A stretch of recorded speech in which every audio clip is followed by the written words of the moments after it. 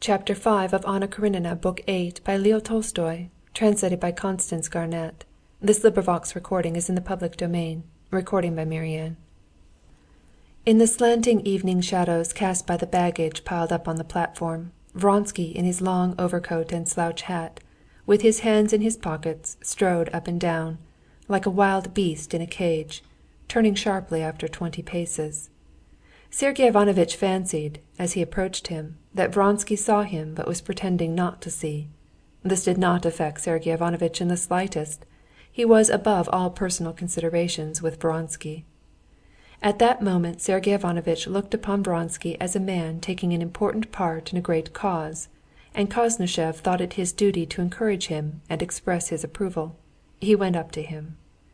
Vronsky stood still, looking intently at him, recognized him, and going a few steps forward to meet him, shook hands with him very warmly. "Possibly you didn't wish to see me," said Sergey Ivanovitch, "but couldn't I be of use to you?"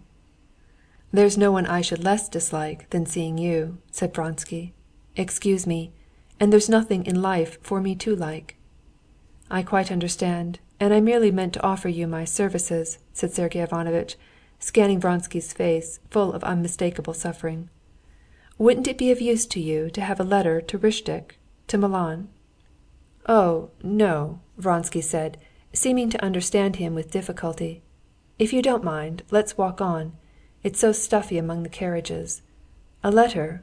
No, thank you. To meet death one needs no letters of introduction.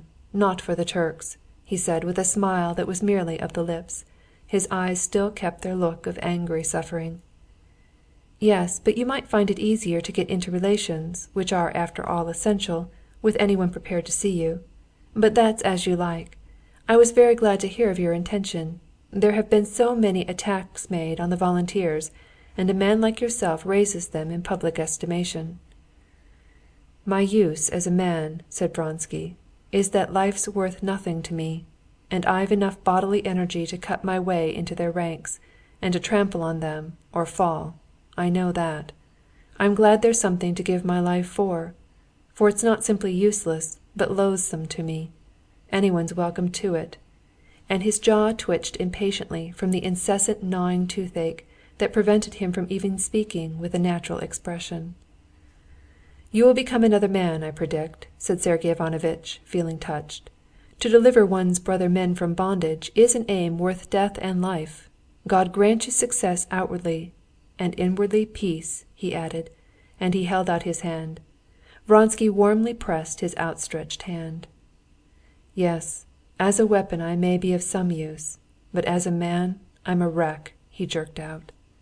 He could hardly speak for the throbbing ache in his strong teeth, that were like rows of ivory in his mouth. He was silent, and his eyes rested on the wheels of the tender, slowly and smoothly rolling along the rails. And all at once a different pain, not an ache, but an inner trouble, that set his whole being in anguish, made him for an instant forget his toothache.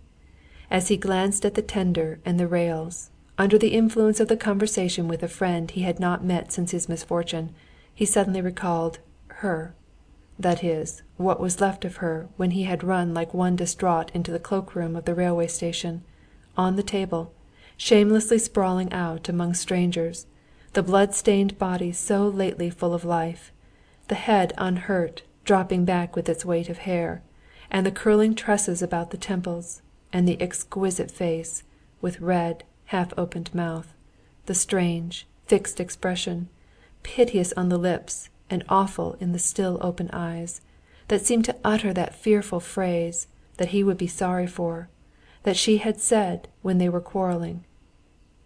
And he tried to think of her as she was when he met her the first time, at the railway station too, mysterious, exquisite, loving, seeking and giving happiness, and not cruelly revengeful as he remembered her on that last moment. He tried to recall his best moments with her, but those moments were poisoned forever. He could only think of her as triumphant, successful in her menace of a wholly useless remorse never to be effaced. He lost all consciousness of toothache, and his face worked with sobs. Passing twice up and down beside the baggage in silence, and regaining his self-possession, he addressed Sergey Ivanovitch calmly. "You've had no telegrams since yesterday's?" "Yes, driven back for a third time, but a decisive engagement expected for tomorrow." And after talking a little more of King Milan's proclamation and the immense effect it might have, they parted, going to their carriages on hearing the second bell. Chapter 6